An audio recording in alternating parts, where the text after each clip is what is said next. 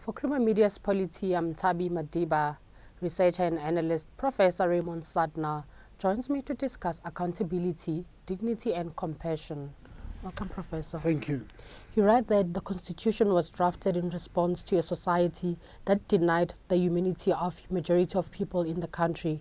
But looking at South Africa today, where people lack shelters and sanitation, can we really say the South African Constitution is a vision of a society that is based on human dignity and the rights of all its people? Well, the Constitution is not to blame for the living conditions of people today.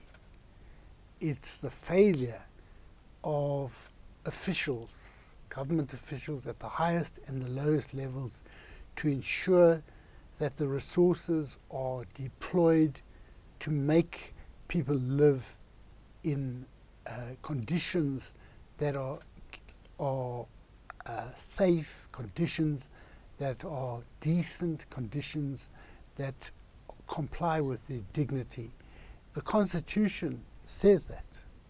It's the failure to abide by the Constitution, so that if these people have the resources to go to court, as happened in the case of pit toilets in Eastern Cape High Court, the court may well order them, as they did, to give these facilities immediately, but the government is going to appeal that judgment, which I feel is contrary to their constitutional duty.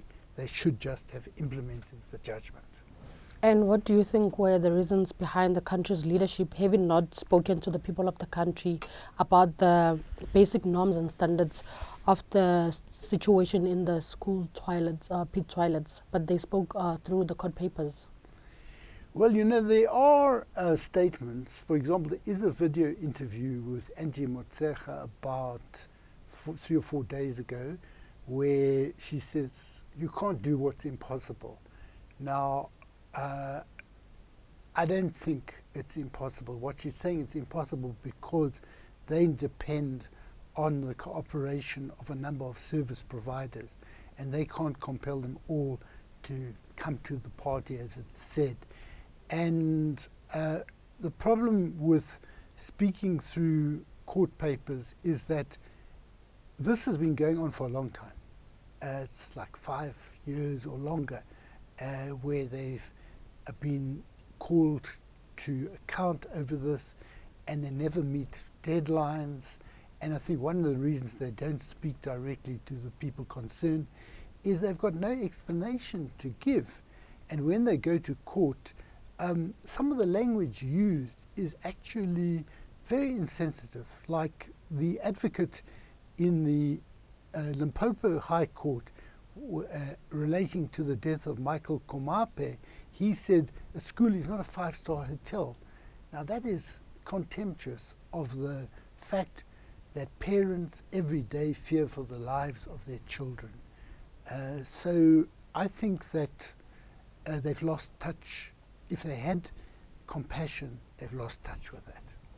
And what do you think citizens can do if politicians or leaders do not appreciate the agency of the situations that are affecting them?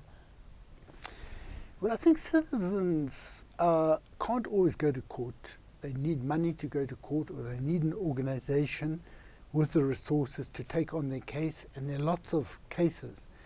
And I think communities have been, with the assistance of organizations like Equal Education, they've been engaging in protest action around this.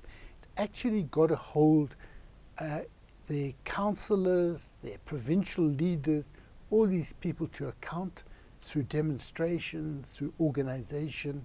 And there is some organization, but I think, as we did under apartheid, you actually need to build a very strong organized presence which will make people listen and not just wait for the vote every 5 years. And do you think our leadership are accountable? Let's look at former President Jacob Zuma and his cabinet ministers. They were all involved in corruption, but then they still hold on to power. And as we speak now, some of those cabinet ministers are still in office. So where is accountability? Yes, I think it's a problem in that I don't understand why President Ramaphosa keeps some of these people in their positions. I don't think that if he dismissed them, that would mean that his job is in danger. I think that he has to get rid of the deadwood. He's got to get rid of the people who don't deliver. He's got to get rid of the people who are unaccountable.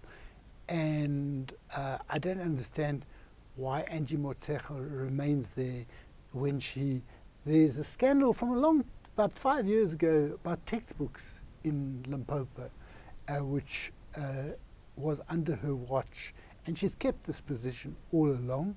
She should not. But there's people who are worse than her.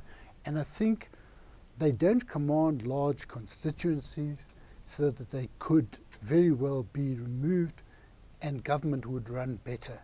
And he wouldn't face a revolt against him. Thank you, Professor. Thank you. That was Professor Raymond Suttner speaking to Creamer Media's Polity about accountability, dignity and compassion.